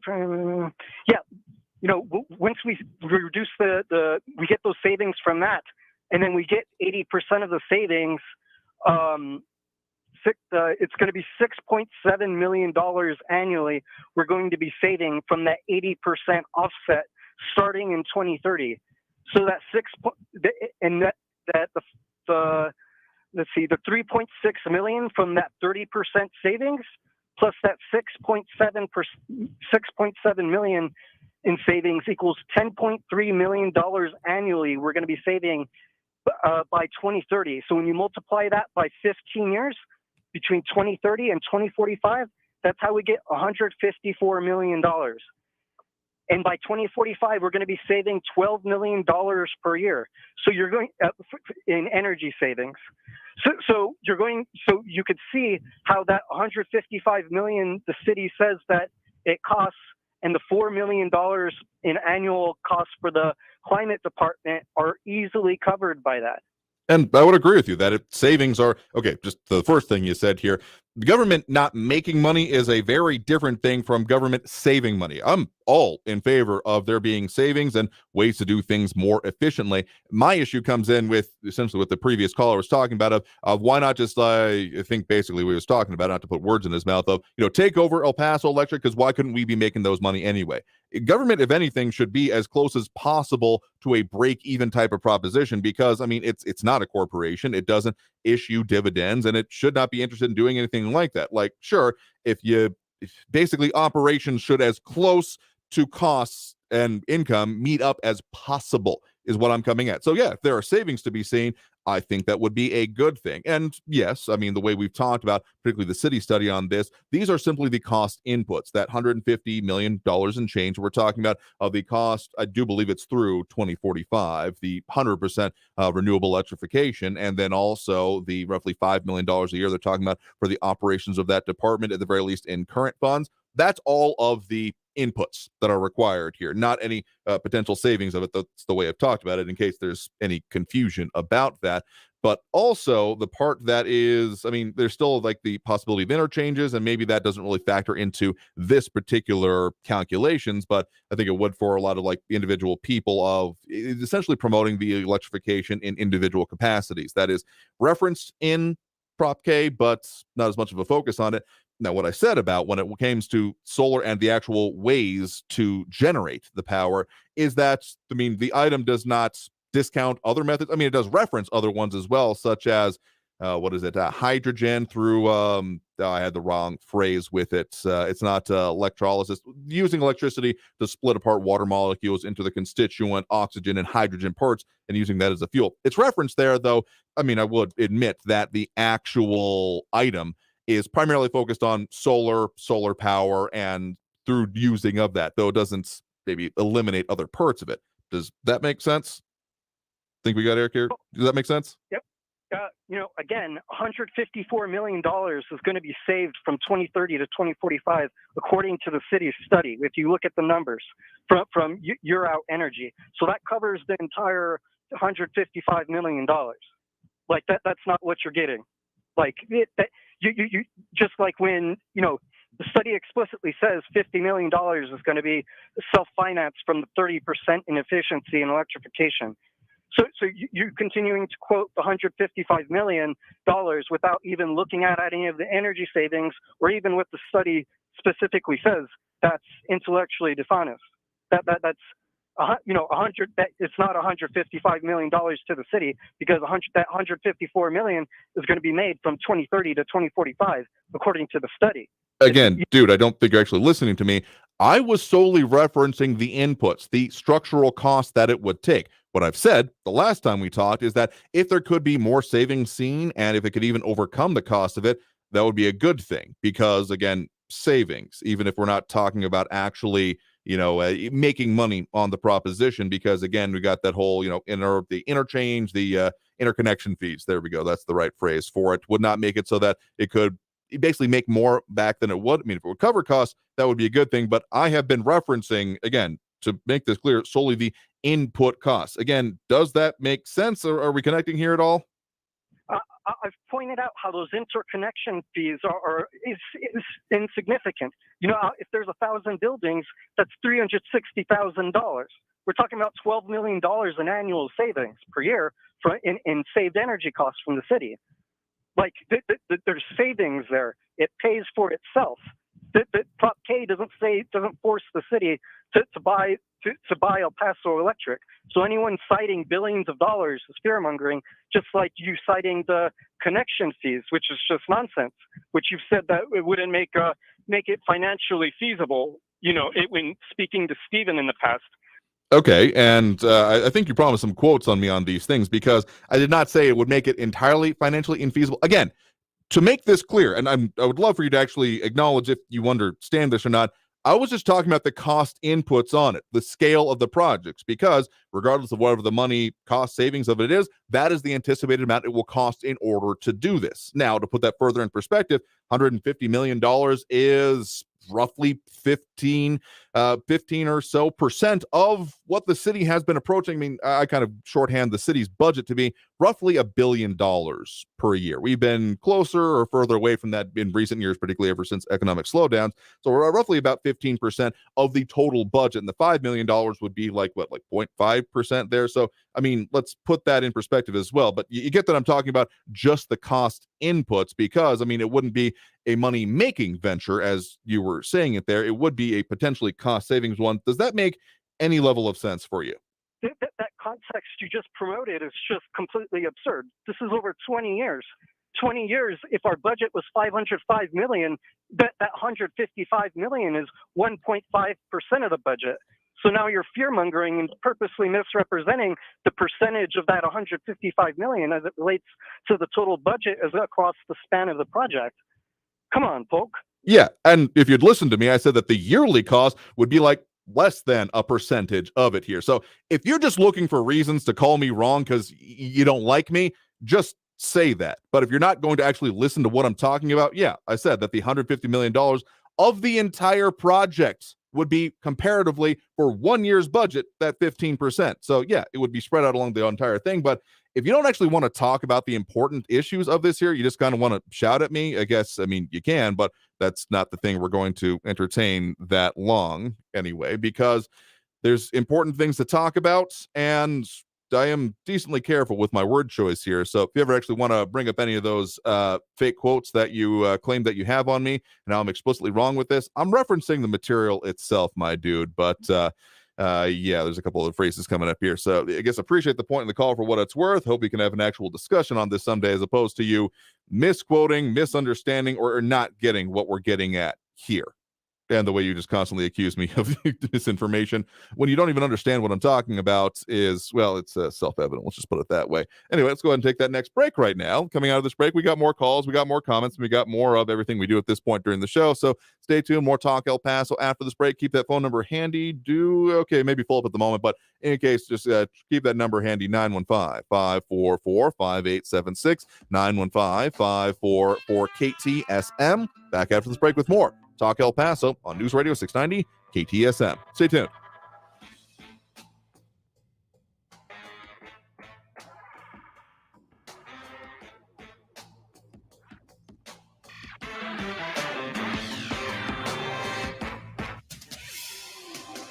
El Paso's News Radio 690 KTSM.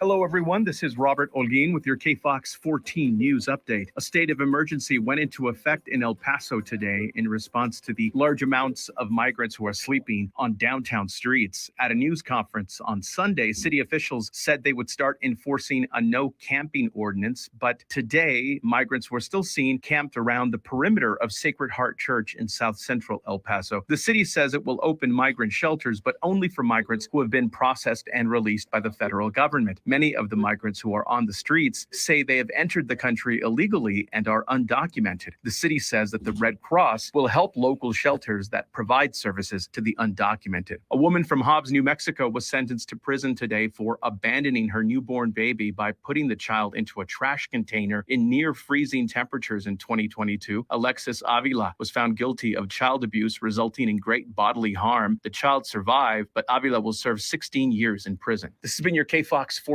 news update. I'm Robert Olguin. News Radio 690. Traffic all day. A crash on Trans Mountain east of the Summit Pass is blocked the right lane and also causing about a 2-mile backup at mile marker 19. I-10 eastbound slow from Trans Mountain to the Patriot with 10-minute delays.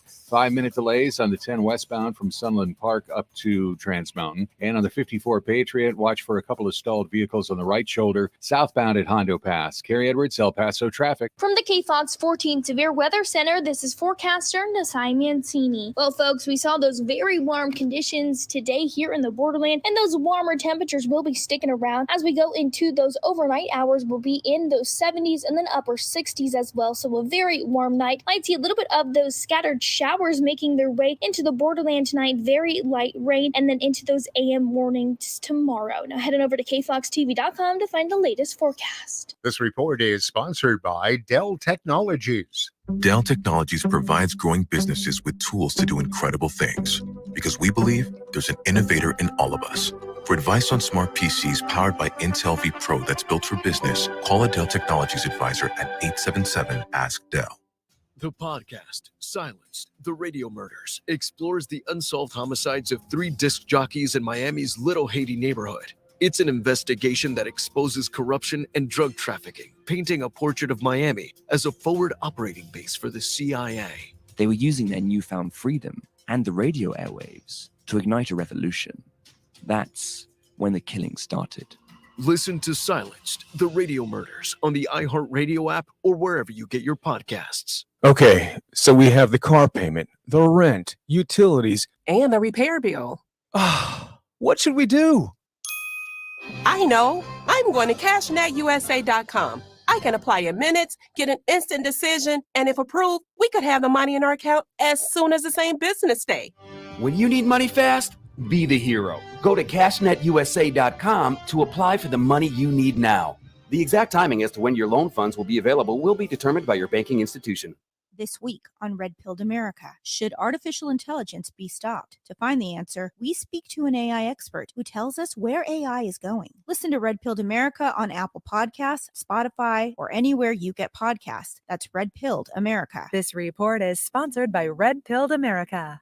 City streets or small towns, everyone deserves a clean, green community. We are Keep America Beautiful, the nonprofit working to end littering, improve recycling, and beautify communities. Let's do beautiful things. Visit KAB.org. El Paso's News Radio 690 KTSM. Live from the KTSM AM 690 studios, it's Talk El Paso with Andrew J. Polk. To be a part of the show, call 915-544-KTSM or follow on Facebook at facebook.com/Talk El Paso. Now here's your host, Andrew J. Polk. Thank you all so very much for joining us here for Talk El Paso, airing live on News Radio 690 KTSM. I'm your host, Andrew J. Polk. Thank you very much for tuning in, however you may be doing so, be it on air, online, live streaming through the free and reliable iHeartRadio app, or joining us over on the various social media pages, Facebook, YouTube, Twitter, and Twitch, either under Talk El Paso or Andrew J. Polk. And interesting conversations going on there, including Renato Rivera saying, since we're talking about everything electric, a couple of electric lounge chairs slightly used by state and federal agencies. I think I'm aware of powered recliners, but I don't think that's what you're talking about there, if I ever think so. So yeah, anyway, other conversations going on there, including the idea of actually trying to have conversations. Look, I can accept that someone disagrees with me. I mean, if we didn't do that on this program, I would have taken a long walk up a short pier a long time ago. But fact of the matter is that in trying to have these discussions, we can't even agree on basic terms. I can handle being disagreed with, but not even being understood. I mean, yeah, I guess that gets me. So I found my goat that way, I guess, in any case. But yeah, because I try to just talk about what the facts are, what the situations are, and therefore, what conclusions that sometimes I draw. I call my shot every so often, but mostly want to hear from y'all. So we can't even say that, it feels sometimes like we're having the sky is blue. No, really, technically, it's a very light teal, and therefore you're lying. It's like, really? Come on. Let's talk about, let's get past the, no, you, and then getting into the, okay, let's talk about what's actually important to you and about how we should go about this. But all ends up being semantical arguments, too. It's just the most tedious stuff. Anyway, back to the phone lines now. We do have Jerry in Northwest on the line with us right now. Jerry, thanks for joining us. Well, thank you, Andrew, for taking my call. If I'm breathing hard, it's because I'm putting away groceries, and okay. my wife likes to buy things that are a little heavy for me, like gallons of orange juice and stuff. So fair enough. It's not because I'm excited to see you or hear you. So fair enough. Just take it with a grain of salt here. Sure thing. I promise I won't get you upset, or I promise I won't call you, names and stuff like that. But anyway, I mean, I can take that. It's just we need to talk about last that. Caller's math. Can I ask you something? Sure. Okay. $12 million is what the city spends on electricity. Is that correct, per year? Yes, that is what the previous caller said. Okay. It's going to cost $90 million for solar panels. Is that correct? Give or take. I mean, there's a lot of infrastructure that goes into it. I mean, it's a significant portion of the total amount of infrastructure cost that would go into that $154 million. Yes. Okay. So is 12 million larger or smaller than 90 million? Oh, it's definitely smaller, but I mean, I'm trying to get down to the level of his thinking, but anyway, 12 million seems like it's a lot smaller than 90 million. You're not going to make that up. The other 78 million, that's not going to be made up in time, because one hailstorm or one real good windstorm, which we have a lot of it down here in southwest Texas, can wipe out a whole bunch of solar panels. And I will say that he was talking about this in terms of, I think, the $12 million a year as opposed to the entire cost of it overall. Yes, I understand that. Okay. $12 million a year over a period of 15 years. I understand that completely. Sure. Okay. All right. So they're not, like I said, you're not going to get your money back from the solar panels. They're not going to make that much electricity to outdo what you're spending on them over the 15-year period. Even when you take a loan out from the bank to get solar panels put on your house, they count that over a 30-year period. Mm-hmm. Is that correct? Yeah, 20 to 30, I think, is what I've been quoted the most anyway. Yes, yes. So his math doesn't really add up there because, again, you're just counting, that's just installation costs and, purchase and installation. You still have maintenance on it. Even the house ones, the ones that go in the house, every now and then, every year or so, you have to go up and wash them and make sure they're still connected. Make sure that the birds didn't drop everything on them all over the place and eat up the wiring. So there's maintenance involved with that. No, sure, absolutely. And you have to pay that individual to do the maintenance. And electricians are not cheap. So his math doesn't add up. And again, like I say, one good sandstorm will dilute your capability to make electricity because you end up with a layer of sand all over the top of your solar panels. And that reduces its ability to create electricity, to absorb the energy from the sun. I will say that, over, and I've mentioned this link a couple of times, elpasotexas.gov/EP-charter/financial-impact. I know we'll try to post the link here again about the financial impact. What will the charter amendments cost the city? What it says that estimate of that, roughly, I guess, $4.125 million a year, estimated annual, and about $155 million.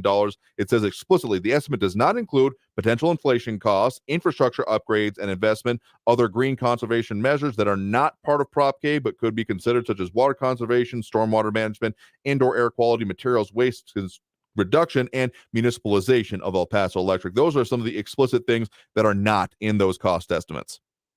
Yeah, this is dealing basically with solar energy.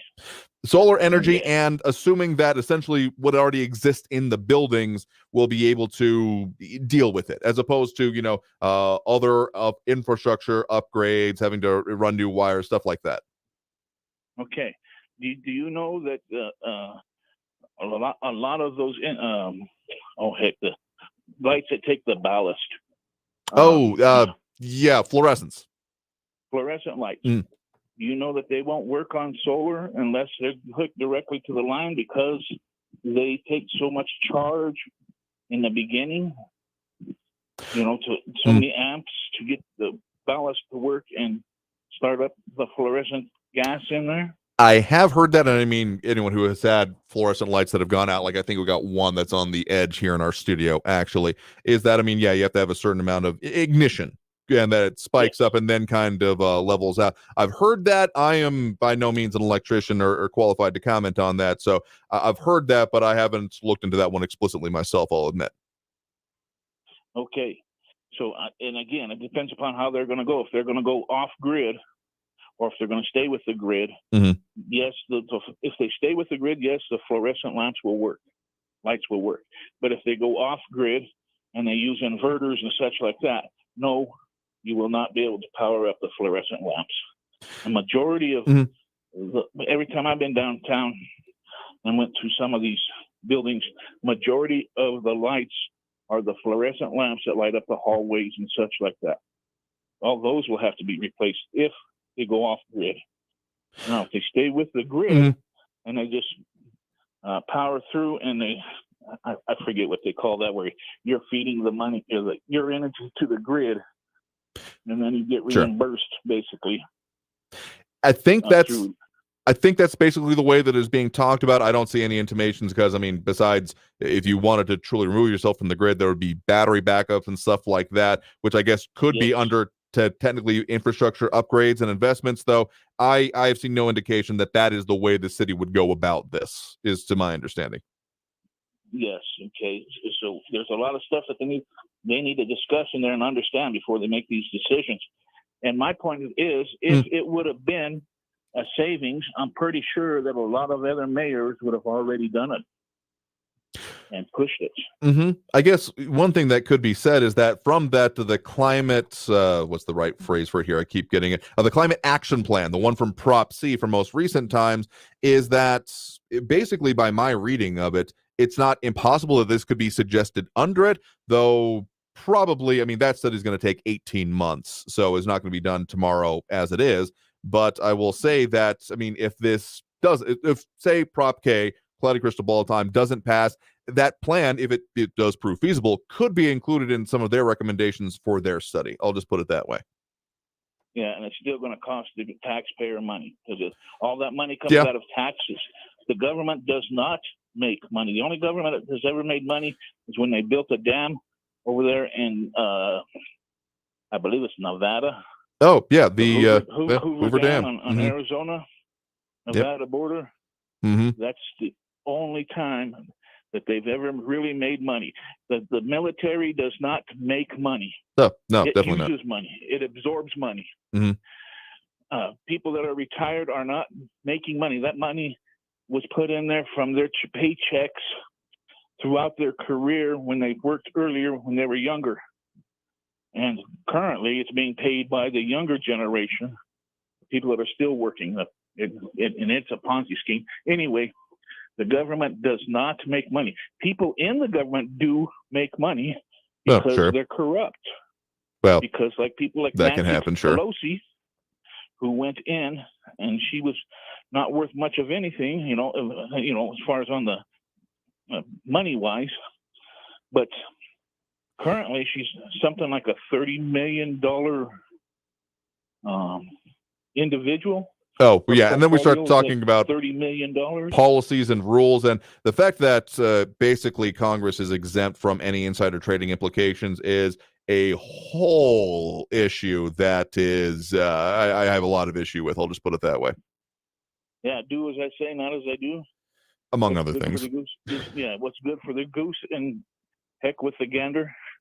Yeah. Yeah, something like that, and the whole ways that it's for everyone else, but not us. But yeah, I mean, there are literally people out there who run basically hedge funds, but not quite that big, looking at the trades that do have to be publicly reported that Congress people make, and they make a decent amount on it just by watching those kind of things. And so that's a little messed up. I'm just going to put it that way. Yes, sir. Now, you have your handy dandy pocket Constitution with you? Andrew? Almost always, and I do in this case. Okie dokie. Can you read me Article 1, Section 1? Article 1, Section 1. Got to get to that one. There's a lot of preamble. Article 1, Section 1. All legislative powers herein granted shall be vested in a Congress of the United States, which shall consist of a Senate and House of Representatives. So that means that the president has no power to make laws. Is that correct? That is correct. Though I will add, is my personal note, that there's a whole lot of gray area when it comes to policy, which is another reason that there's the whole Congressional Policy Review Act. It's not the exact name of it, but that is to the effect. Okay, can you read me Section 7 of Article 1? First line. Sure. Take me a second to get there. Section 7. All bills for raising revenue shall originate in the House of Representatives. So then the House of Representatives currently, with this budget bill, has the authority to enact it and to change it. Is that correct? Change it, yes. Enact it on their own. I mean, the Senate shall propose or concur with amendments as on other bills. So still has to go through the other house. I know you're talking about what's going on in the national legislature right now. Yes, and I'm just trying to prove to Raul that he's wrong. So according to our Constitution, the House of Representatives is the authority for getting bills out there to create the budget. I mean, yeah, they do have to originate with the lower chamber. That much is absolutely correct. Okay, so I'm just trying to make a point. People Fair enough. that don't understand how our government works, and they think we are a democracy when not really. We do use the democratic overtones, but we're a republic that our people are told by us in the House what we want done. Yeah. And I want a balanced budget. Do you want a balanced budget from the federal government? Again, I've had a lot of interest over the years on that one constitutional amendment that Warren Buffett suggested, that if the budget is not balanced within, I think, either 3 or 5%, all sitting congressional members and those that are up next in the Senate are ineligible for election. And I think that would have a lot of impact on how our government works. That sounds like a good plan. Maybe this convention of states, we can add that as another line. That would be a good one. Sir. All right. Well, you have a good day, sir. Thank you. Sure thing. Appreciate the point of the call. You have a good one there.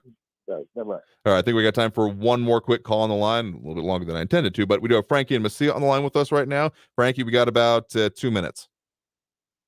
All I can say is wow. Double wow. What is going on with this? Who put this thing together? Where was the fourth thought in regard to Proposition K? I heard on TV, I was watching news, and you got that, not the Sun people, the opponent people, with a heck of a advertisement voting, would say that you go vote against it. Now, wait a minute. Okay. So the idea was put this thing together, throw it out there to the people in El Paso, and then vote on this thing. Spend all this money to set up the voting machines, and then where is the thought process to the people, the smarties, the smart people, and I say that with a tongue in cheek, that you think this thing through before you put this thing out for a vote? That's my point. I get what you're saying as was the feasibility of this, but I mean, they went through a petition process and the rounds of it that took here. So, I mean, they clearly feel that this is a good idea and one to be pushed. Honestly, I'm wondering if the timing with there being that Proposition C from the previous election that created then again, the climate action plan may be leading to some of the confusion over this. Maybe not the main part, because I mean, at least most people that are chiming in here are about the issue itself, but I'm wondering if that kind of conflation of the issues may also be a part of it, so it might be a timing issue as well. I mean, I think it was originally supposed to be more or less on that November ballots, but got pushed to this one by the city council decision. Well, wait a minute. All El Pasoans are hearing is 12 million, 15 million, 150 million, this cost, that cost, and everything else. Sure. That's all they're hearing. I would really love for you to get on your program, not the proponents or the opponent, but who there in the El Paso the government aspect said, okay, you guys, go ahead, put it together. Let's spend the money. Let's get the operator, what do you call those things? Voting machines out there. Spend this money. And the thing is going to go down in flames. The way it's going to go down in flames. That's what. This is ridiculous. You're paying these people mega bucks to come up with this stuff to your elected officials, and they say, yeah, okay, let's go with that. Who's on first here? And I'm not talking Abbott and Costello either. I'm talking legitimate who's on first. That's what I want to say. That's my ending comment. Fair enough. Well, I'll respond to that in a second, but thank you for the point of the call. Do appreciate it. All right, goodbye. All right, I will say this briefly, that basically, I mean, City Council has a approval on this. Yes, it will go on the ballot, but it's not we like this or don't. I mean, there's been plenty of City Council persons that in their own personal capacities and not as their official positions have said, they either like it or don't like it. So opinions definitely differ, but it would have been technically City Council that orchestrated this in the way it went on to the ballot, specifically, the timing of it, among other things. So unfortunately, we're going to have to leave it there for today because we are super out of time for this show. So we weren't able to get to your call on the line. I do apologize, but of course, we'll be back up tomorrow, 4 to 6 p.m. as we are every Monday through Friday. And I technically blew through that last break anyway. So we'll have to leave it there for today. I want to thank everyone that did tune in, call in, comment, participate in the show. We'll do it again tomorrow, 4 to 6 p.m. Working a lot of interviews with you, El Paso Inc. on and some of the big stories for you tomorrow. So stay tuned for more Talk El Paso tomorrow. Stay safe out there. Look twice for motorcycles. Have a great evening, y'all. See you tomorrow. Traffic all day. News Radio 690.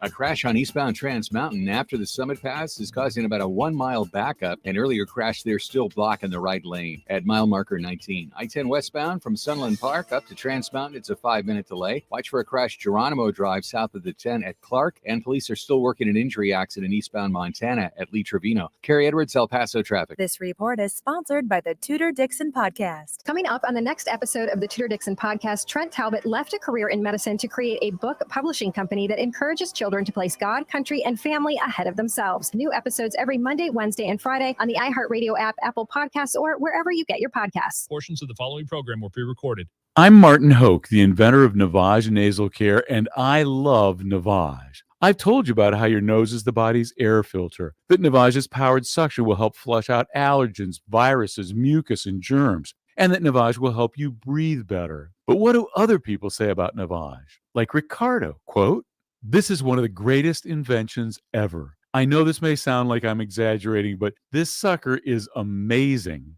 The first time I did it, I couldn't believe what came out of my sinuses. I could breathe with ease. My wife just bought one too. Thank you for this product." Unquote. He's one of over 100,000 online reviews praising Navage, the all-natural solution trusted by over 3 million people to help you breathe better, sleep deeper, snore less, and stay healthier without drugs. Navage is available at Walmart, CVS, Walgreens, Target, Rite Aid, and online. Navage, Navage, clean nose, healthy life. Weather and traffic info. You need it? We have it. Traffic and weather all day. Stay informed. News Radio 690 KTSM. News on the hour and a half. Traffic and weather all day. News Radio 690 is KTSM AM El Paso, an iHeart radio station. News Radio, I'm Brian Shook. President Biden is set to meet with congressional lawmakers later this month to discuss the debt ceiling. Reports say Biden called House Speaker Kevin McCarthy and other leaders Monday to invite them to the White House on May 9th. This comes after Treasury Secretary Janet Yellen told lawmakers Monday that the U.S. could default on its debt as early as June 1st if Congress fails to raise or suspend the debt ceiling. At least 6 people are dead and 30 injured after a dust storm pileup in south central Illinois today. Police spoke to the families of those involved. My heart goes out to anybody that found themselves involved in this particular situation. It sounds like due to the low visibility, the high winds, everything just came together. Officials added that 40 to 60 vehicles were involved in crashes this afternoon. Authorities are identifying the third of 7 bodies found around a property in Oklahoma on Monday as 39-year-old Jesse McFadden. McFadden is a convicted sex offender that was reportedly scheduled to make a court appearance today on charges of soliciting a minor and possession of child pornography. Officials in Okmulgee County believe McFadden was with 2 missing teenagers that were also found dead on the property. The Supreme Court will hear a case on whether to limit the federal government's power. Lisa Taylor has more. Conservative justices have been trying to scale back agencies' power over Americans' lives as well as U.S. businesses. This case would allow the High Court to make a key ruling that could impact everything from immigration to climate change. Specifically, the High Court will hear an appeal from fishermen who say the National Marine Fisheries Service shouldn't be able to make them responsible for paying the salaries of the government monitors who ride on the fishing vessels. I'm Lisa Taylor. Hunter Biden was inside an Arkansas court for a hearing in a child support case Monday. You're listening to the latest from NBC News Radio. In this week's Marketers Report, Chris Brandt, Chief Marketing Officer at Chipotle Mexican Grill, weighs in on the power of audio. We've used audio to reinforce what we're showing on TV, what we're showing in other digital channels. When your priority is driving reach, boy, everybody seems to listen to the radio. As the #1 audio company, iHeartMedia gives marketers access to the audiences, conversations, trusted influencers, insights, and data you need to grow. If you're a marketer, go to iHeartResults.com. Cashback is not available on gas in New Jersey and Wisconsin. This is Matt Crowder, live at the gas station on 41st Street, reporting on those skyrocketing gas prices. Excuse me, miss, are you buying less gas now because of the high prices? Oh, I never pay full price for gas anymore. I just use the free Upside app that pays you cash back for every gallon of gas you buy. Wait a minute, are you saying you actually get paid cash when you buy gas with the Upside app? Yes, I get real cash back every time I buy gas. Well, does that actually add up to anything? I've made around $200. Wow. Well, there you have it. Stop paying full price for gas. Download the free Upside app and get real cash back every time you buy gas. This is Matt Crowder Radio News Network. Download the free Upside app now to earn real cash back every time you buy gas. Use promo code SMILE for an extra 25 cents a gallon bonus on your first tank. You can cash out anytime right to your bank, to PayPal, or any gift card for Amazon and other brands. Just download the free Upside app and use promo code SMILE for a 25 cents a gallon bonus on your first tank. That's code SMILE. Did you know that only 2 in 10 El Paso County students graduate with a bachelor's degree? By supporting Border Youth Athletic Association's mission of educational attainment, you will create a long-lasting impact in our students' lives. Your monthly donation enables 4th through 12th grade students access to after-school programs, providing a safe and healthy environment. BYAA engages and empowers El Paso's future through mentorship and leadership development. We believe every player who gets an education wins. Do you? Go to borderyouth.org and show your support for our youth today. How a busy baker beat back foot pain. Meet Sanja. Brownies, cupcakes, cookies. I love to bake. There have been times when I've been on my feet for at least 12 hours. And that's how things went from sweet to sour. I had excruciating pain in both feet to a point where I had to limp out of the kitchen. So she called up a former foot pain sufferer, her big sister. She told me, you need to go to the Good Feet.